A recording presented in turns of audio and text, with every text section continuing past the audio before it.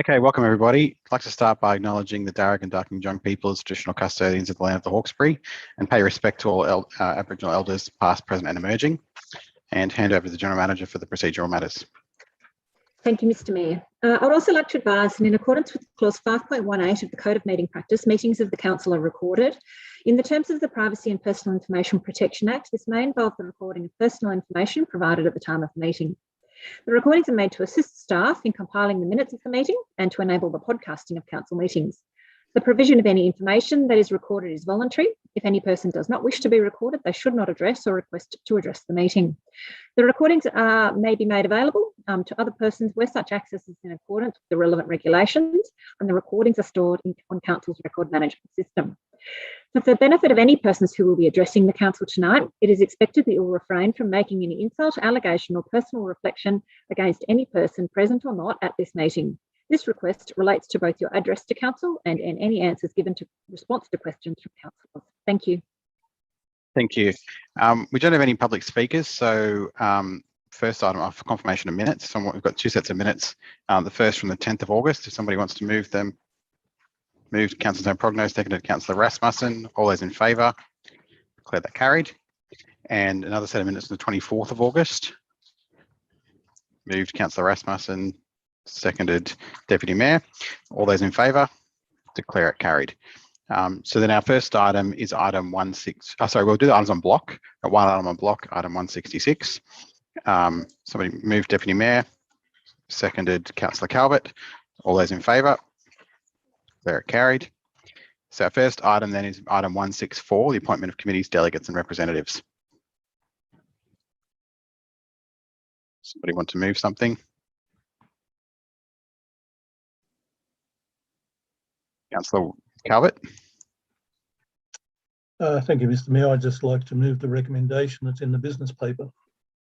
Okay. Seconder for that, Councillor Wheeler. Any discussion? Councillor Calvert.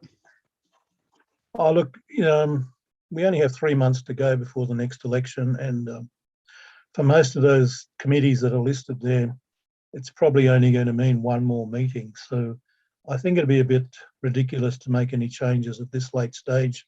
Leave that to the new council in end of the year or early next year. So I can't see any reason not to just move the recommendation. Okay. I've just realised I haven't asked for apologies or declarations of interest, so I'll do that after this item. Any further discussion? No. Put the motion then. All those in favour, please raise your hand. Favour, Councillor Calvert, Councillor Connolly, Councillor Garrett, Councillor Richards, Councillor Wheeler, Councillor Kotlash, Councillor Zamprogno, Councillor Tree, Councillor Rasmussen, Councillor Reynolds. Against? Deputy Mayor, were you in favour? Yes, in favour, Deputy Mayor. Declare it carried. Any declarations of interests? No, any apologies tonight? I think we've got everybody. Except maybe Councillor Ross. Okay, so I want to move Councillor Ross's apology. Moved Councillor Zamprogno, seconded Councillor Kotlash. All those in favour? Declare it carried. Next item is item 165, the investment report.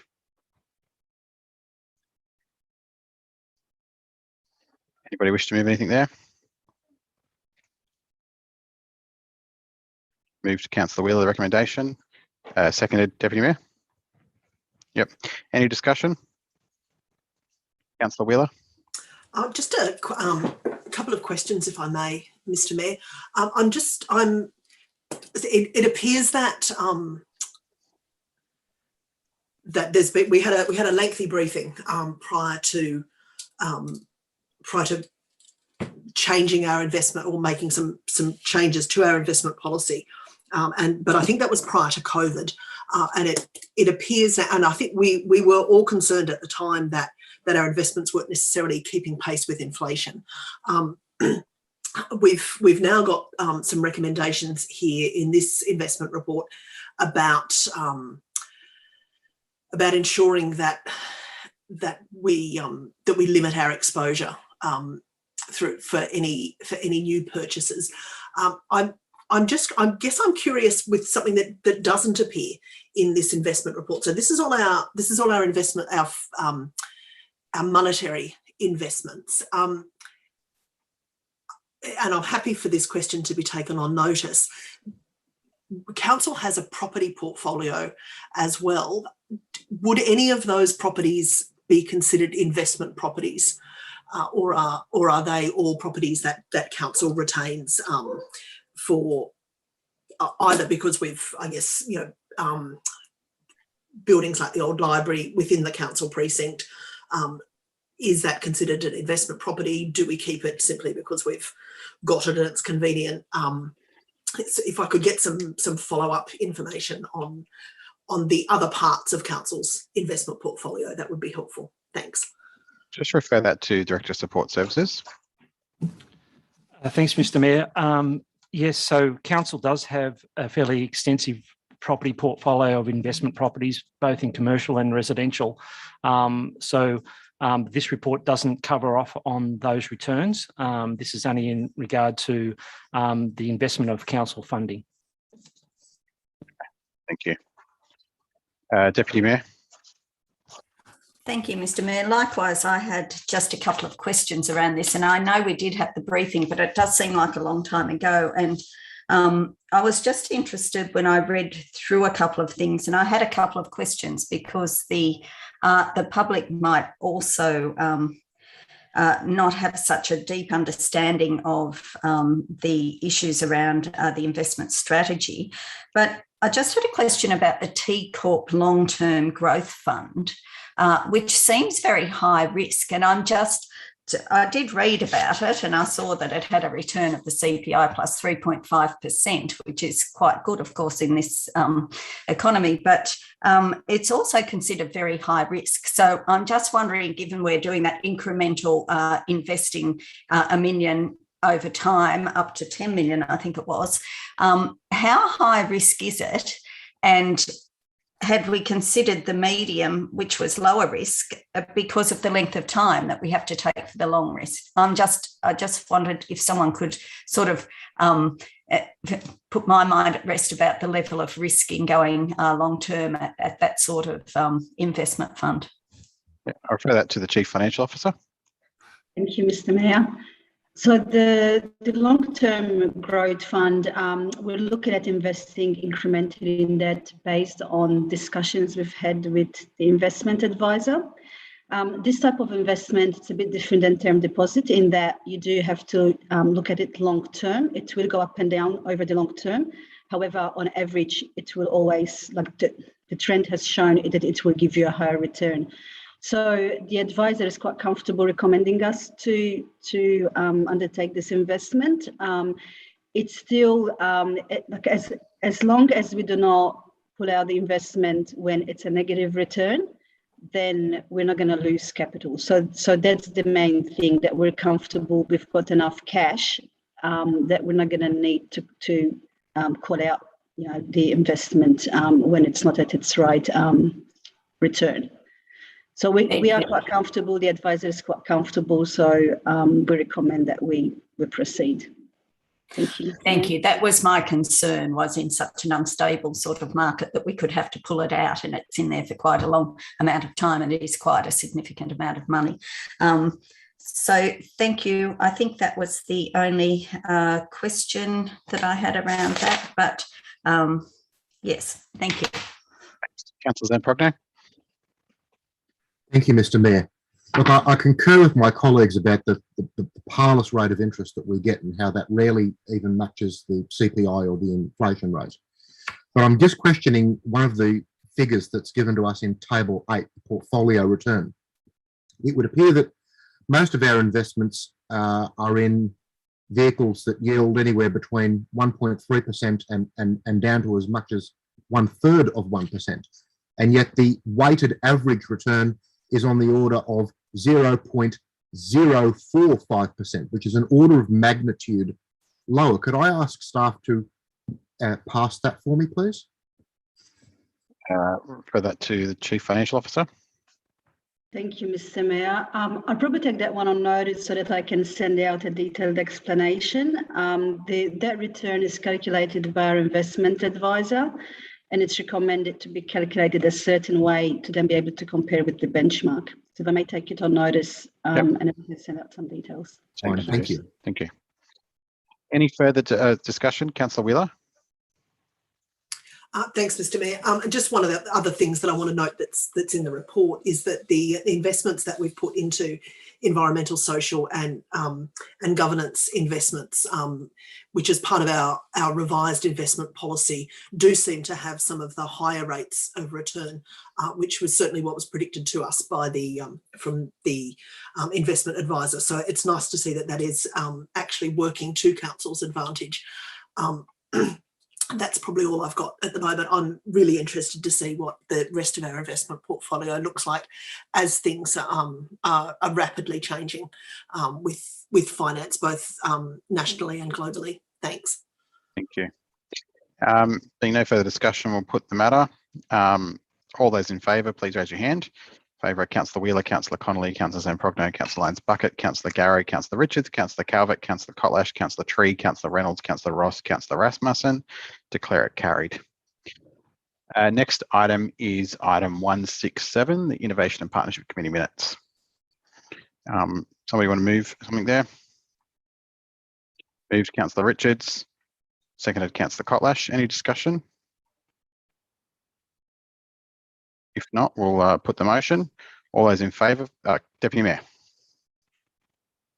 Sorry, I was trying to find my notes in this big book. I just had a question around the sequence of this committee minutes about, I thought there was another meeting of this committee just recently, and yet we're resolving to have that meeting tonight, but that meeting's already been on. I was just a little bit confused about how we're resolving tonight to hold another meeting in August, but that's already been on, and to do submissions. I thought this was the aim of the committees, was that things came through council, not just get decided by the committee.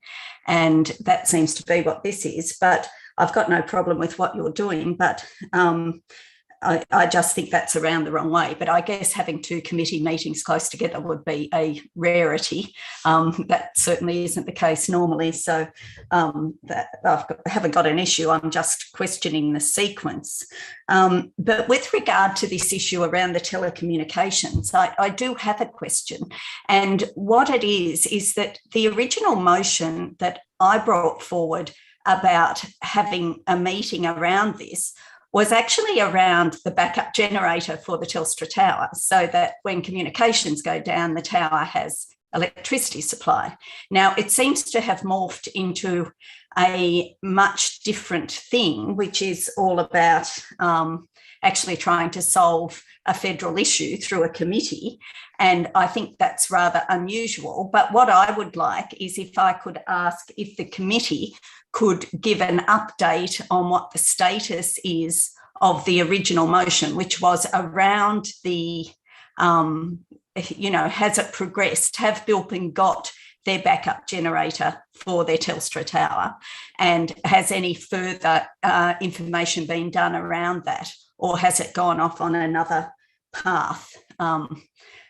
That's all. I just don't want the original thing that we had resolved to support our community to get a backup system to be lost as it's gone down the track, because that was nearly a year ago, I think. So coming into the fire season, we know that the remote areas really rely on the telecommunications being available for their survival, and something such as having a backup generator on their tower is a really, really fundamental thing. I know we don't do it, but I was imagining, and I thought the intent was that we would be advocating for that, so that we could be assisting that community to further their safety through gaining that as a community strengthening of their safety.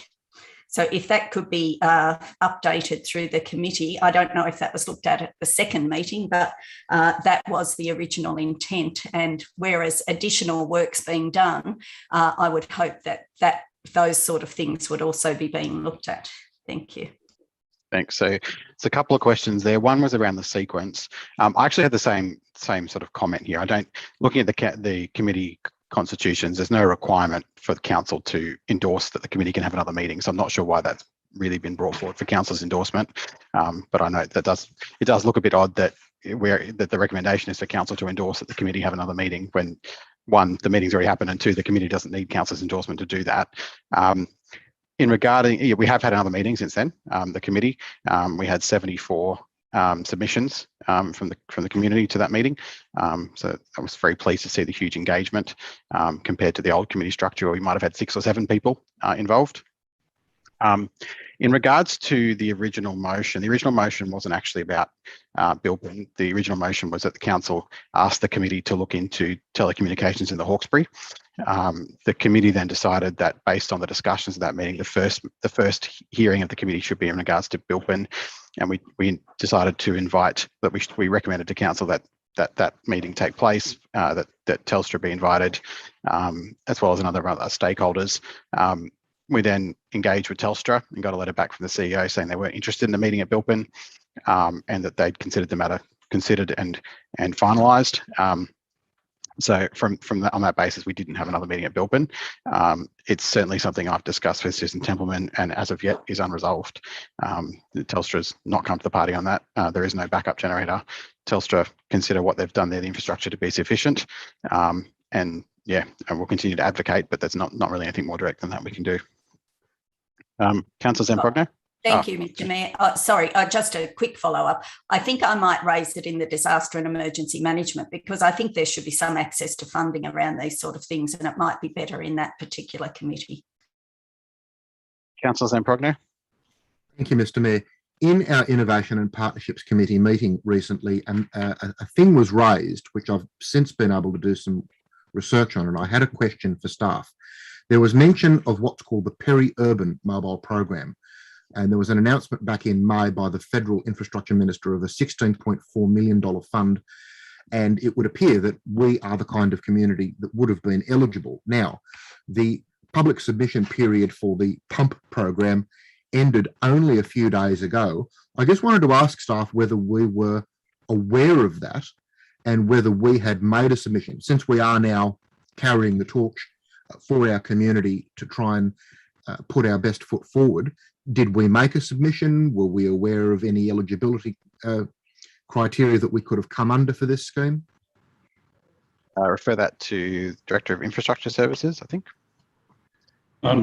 Through you, Mr. Mayor, I'm not sure the nature of that program. What I can say is that we've been in discussions with Telstra in terms of the Black Summit Fire funding, in terms of, particularly for the backup generator issue for Bilpin, and we've made it clear to them that under that program that they would be, and they've indicated they would be eligible for various elements of that grant, and we've made it clear that that would be our priority for that area. So the deadline for that grant program has been extended now till into October, I think, and continue to follow up with Telstra so they can give that technical backup to what is essentially their asset that they would need to upgrade. We haven't made a submission that I'm aware on the program that you've talked about, though. We take that one on notice. I'm happy for it to be taken on notice, but I think the implication in the correspondence from the federal member was that this was a separate scheme and stood apart from any mobile black spot or fire recovery type funding, and I thought it was something that was worth pursuing, and leave that for staff to do so. Thank you. Councillor Wheeler. Thanks. I want to comment on the survey that was run and reported back to the Innovation and Partnerships meeting. Can I say again, and I've raised this repeatedly over the 5 years of this term, please don't use percentages when you have less than 100 people. They're not valid. They inflate the results to the and put across the idea that the results are more powerful than they initially are. If you've got 7 people, you've got 7 people. You don't have 15.5%. You don't have 0.79 of a person. You have 7 people. Just present it as 7 people, 7 out of 40 or 39 or whatever you've got. That's fine. It's statistically valid. Upping it by slightly more than doubling the numbers isn't good statistics. I'm also a little bit concerned about question 8, which I think is a really interesting question around the age range of people that live in a household, because I think that's a really useful statistic to get that speaks to people's internet use or telephone use. This question doesn't seem to allow for multiple responses, and that's clear in the responses that we've had, where people have said, you know, I've also got an 80-year-old living in the house. So currently, that the responses to that question aren't valid. So if we're going to report these results back to anyone else, question 8 currently isn't statistically sound. I think questions 9 and 10 are some of the most interesting data in this survey, particularly around safety and the safety of sick and elderly and young kids, and that particularly with COVID, when people are unable to go and visit family members or need to get in touch with people to reassure them that people are okay when you can't travel out of your LGA to see them. This is the information that we really urgently need to be conveying to both Telstra and the federal government, this is the help that people really need, and this is what people depend on for their mobile and internet availability. We could have solicited all these responses under the old committee structure. You didn't have 74 people at a meeting. You had responses to a survey. Any of the previous committees could have run this survey. This came up at the same time as the new committee structure did, and that's why this survey's been done. But this is not a triumph of the committee structure. This is just council doing its job and soliciting information. And I also just a point of clarification. Are you talking about the survey that was run by the Windsor Downs Community Association? Well, I'm talking about the survey that's presented in here, and then there's the additional information that was received to that meeting. And so you didn't have 74 people responding to. You didn't have 74 people at a meeting. You had 74 responses to a request for information. You could have done that under the old committee structure. So I was just asking about. Sorry, I was asking about the comments about the survey, because I'm not sure what survey you'd be referring to. Yeah, sorry, I probably am. And so therefore, if we're going to report that information, we need to be clear as to the validity of that data. That's just a clarity. That's just a copy of a submission. That's a copy of one submission. Yeah. Fair enough.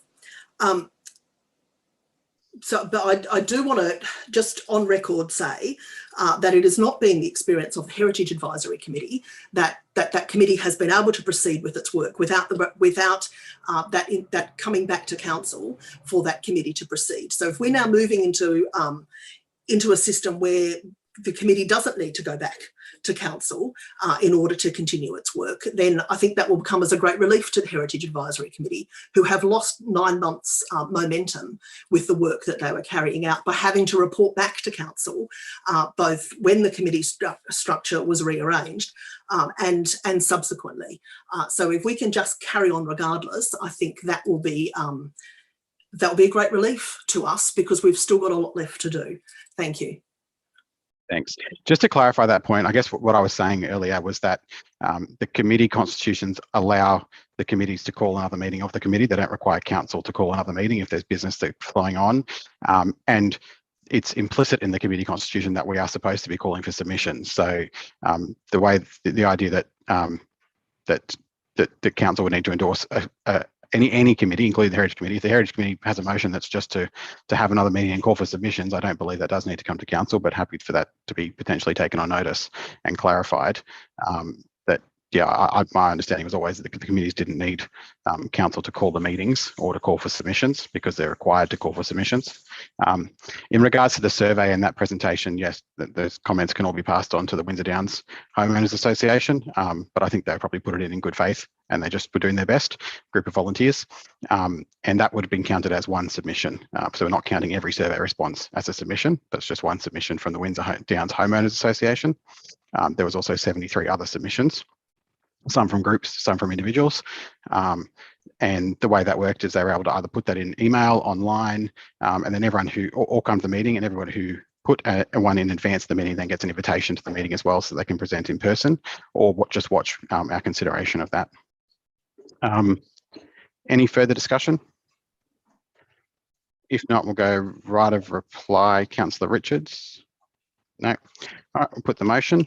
All those in favour, please raise your hand. Favour are Councillor Wheeler, Councillor Connolly, Councillor Zamprogno, Councillor Lyons-Bucket, Councillor Richards, Councillor Calvert, Councillor Kotlash, Councillor Reynolds, Councillor Tree, Councillor Garrod, Councillor Ross, Councillor Rasmussen. Declare it carried. Next item is 168.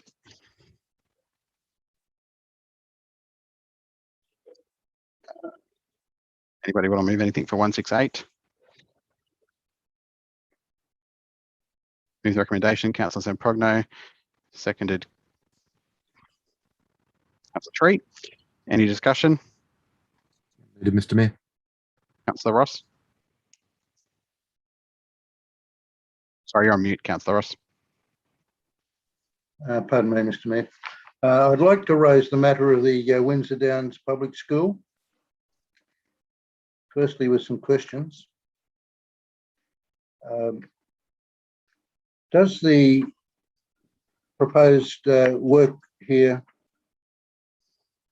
and the cost of that work, which is stated as $125,000, if these minutes are approved, does this a de facto approval by council of the expenditure of these funds at some time in the future, please? Refer that to Director Infrastructure Services. You're talking about Windsor Park Public School? That is correct, sir, yes. Yep. So the traffic committee simply approves the design. Council would be the approving authority to accept the grant and amend its budget and program to do that. So we would normally bring those things back then, the funding, if the grant's made available, to council via the quarterly review, where those come in during the year. I might just take a moment, probably should declare a less than significant non-pecuniary interest, given that I live on Porpoise Crescent. Just didn't pick that up earlier, but I'll declare that and I'll put a form in. Sorry, go ahead, Councillor Ross. Thank you, Mr. Mayor. I'd like to further inquire as to the split up of the cost of the traffic island in Porpoise, the refuge, and separately the proposed fencing to be erected in Rifle Range, please. Could probably refer that to the manager design who's here with us tonight, or failing that we might need to take that one on notice in terms of the actual costs split up. Chris? Yes, thank you. Yes, we probably have to come back to you on that split with the cost, because there's the island, there's signage adjustments and the fencing as well. So we could take that on notice and provide that proportion. Thank you. Thank you.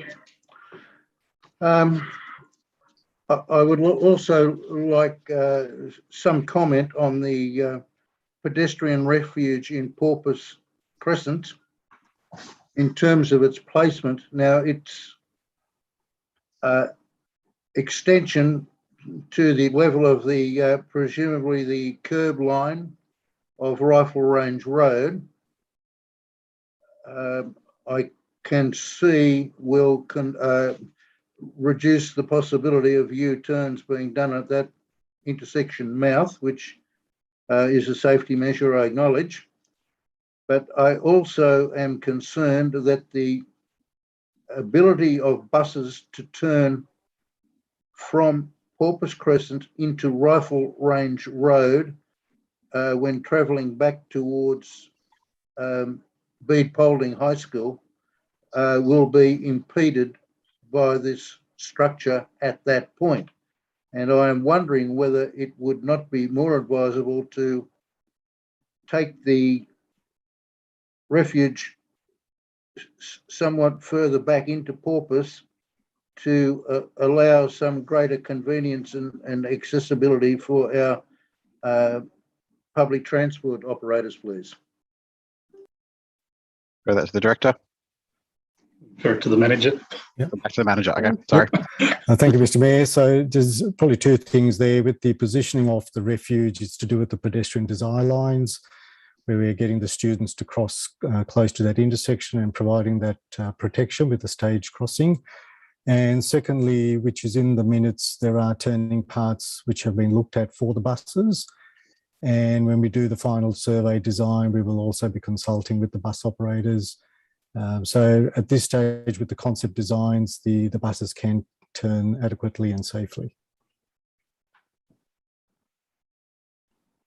Could I inquire further, please? Was the bus company operator, who I understand are participants in the committee, attended at the meeting at which this matter was discussed, please? Yes, that is correct. Busway's representative was attending the meeting. Thank you. That's the conclusion of my questions. Mr. Mayor, with your indulgence, I'd like to make a representation in this regard. I believe the report is not appropriate. The expenditure of $125,000 projected at this area in this location is wildly excessive, in my humble opinion. If council has some memory, during this term of council, there was a pedestrian crossing approved outside Bede Paulding High School, very proximate to Sirius Mouth intersection. I felt and still feel that was inappropriate because of the movement of personnel. There was no fencing or pedestrian corralling, shall we say, employed on that occasion. And I failed to see that how $125,000 at probably the smallest of the public schools in our build-up areas is anything but a very poor outcome as far as the ratepayers are concerned. Firstly, I believe it is incumbent upon the school to conduct their education of these young folk. Secondly, I understand that council has received funds on an ongoing basis from RMS, Transport for New South Wales, to enable personnel to go out and make or give training in a fashion to skilled students, presumably on site and as part of the school program. And I don't see that we're getting any benefit or improvement in the habits of these young people, apparently. Now, if council wishes to spend this sort of money on this sort of a project with fencing and so on, I would suggest that they have overlooked both Bede Paulding and Chisholm Primary School, who both have, I would suggest, larger populations when education returns to being in person than does Windsor Downs. I support the island in Porpoise, but I do not support the proposal of fencing because it is not consistent with what the council has done in other locations immediately proximate. It also could be more beneficially accomplished, possibly, by the exploration of firstly some form of low shrubbery grown along the footpath between the school and the mouth of Porpoise, or slightly closer to Bede Paulding. And it's an unwarranted waste of funds. I can think of two schools, apart from the two I've mentioned, both in Francis Street in Richmond, who have similar pedestrian vagaries and who would be completely justified in seeking similar expenditure. All of those four school bodies could do that, but it's wanton disregard of the scarcity of funds. And furthermore, I do not concede that a one-day survey on Monday, the 7th of June, is representative of pedestrian activity in both performance and the level thereof over any period of, except on that particular event. It's a remarkably small sample that's been taken. And if a better system could be devised, and I would suggest that possibly in situ cameras placed on telegraph poles or something over a period of a week or a fortnight would give you a far better indication as to what the actual habits and vagaries of the pedestrians are. And I would also suggest that the council safety officer or risk officer might be involved in, or the RMS person that we have handing out this training, be informed of what the outcomes are, as should the school be, to try and better educate these people. I can't support this report, I'm afraid, sir. Thank you. Thank you. Can I just ask a question to Director of Infrastructure Services regarding this item? Are we designing the optimum solution in regards to, in response to an issue being raised, and these works to be prioritised later against all other competing priorities, or is this report sort of on the way to prioritising these works as the next works of these sort that we do? So can probably answer that. So it did, as indicated in the report, there was an incident where a child was struck there from the school. The school basically sought to have a pedestrian crossing implemented, which is it's not an unusual circumstance when an incident does occur for these things to for pressure and requests for pedestrian crossings. Part of our response is to go and investigate whether that would be an appropriate response given those circumstances. In this case here, we've done the analysis, looked at what could be done to improve that situation. At this stage, there is no funding available. This is, as I said in my earlier response, this is a matter that the Traffic Committee's just looked at what is the solution.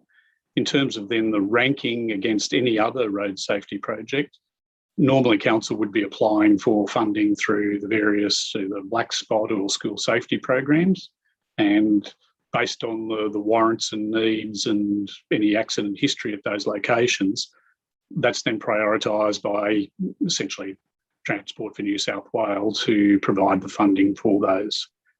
What we did indicate in the report that council might, in the absence of that funding, consider it in a future program of its own as well.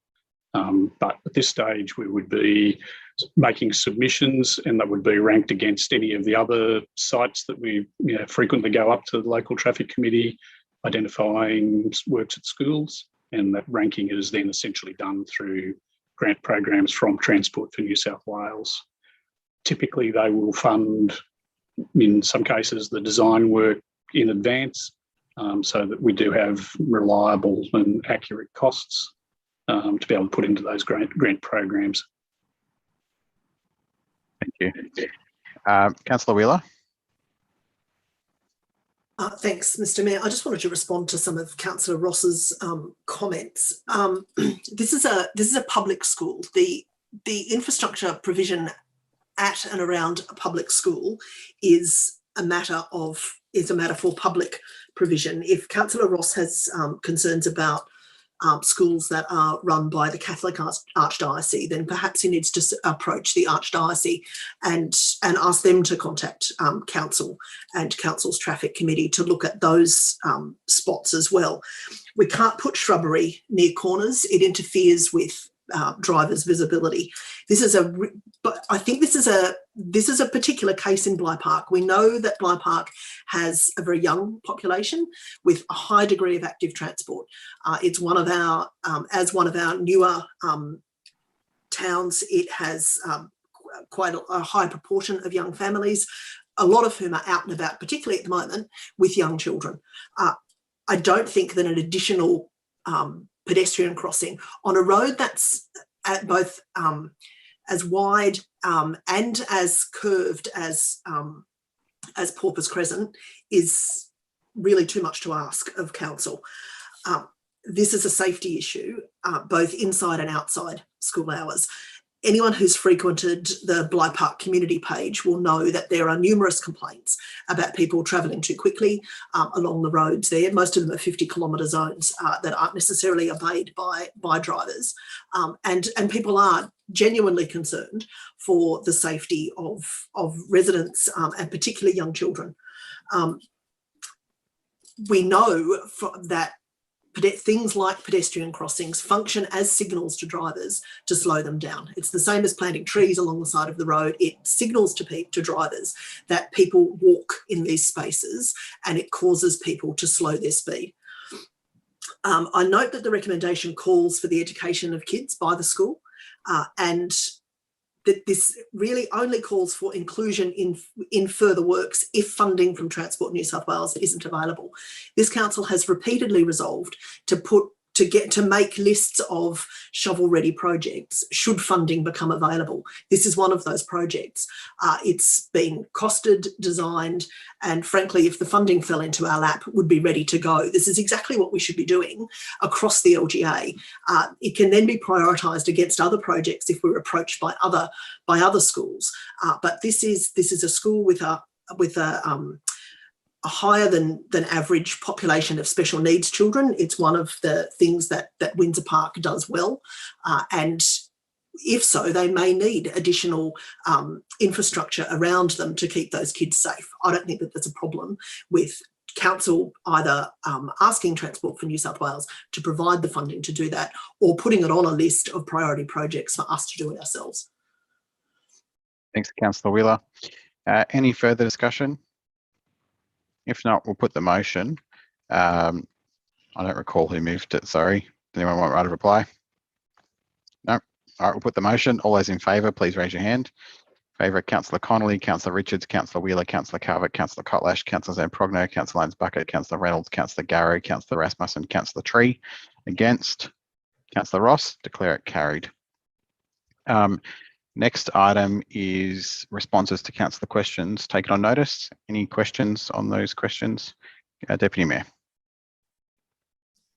Thank you, Mr. Mayor. Not a question, just a thank you to the Director of Planning for clarifying that inaccurate statement that was made at the meeting last week. I think it's really important that the community know the truth when somebody makes a claim that council did something which it did not. I think it's very good that that's there in writing to show what those delays arose from. Thank you. Thank you. Any further questions on questions? If not, that's our final item for discussion. So thank you, everybody. We'll declare the meeting closed at 7:00.